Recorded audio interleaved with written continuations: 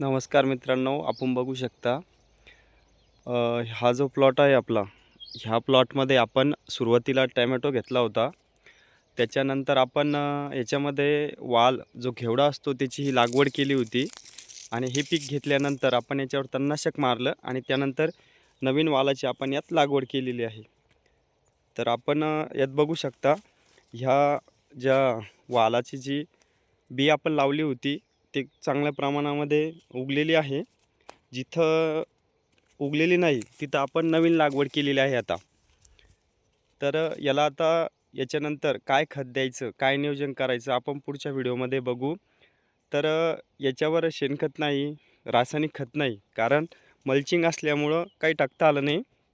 तर आपण ड्रिपच्या माध्यमातून खत कसं द्यायचं, याचं आपण याच्यापुढं या व्हिडिओच्या पुढं आपण नियोजन बघू. यासाठी माझ्या चॅनलला सबस्क्राईब करा आणि फॉलो करा.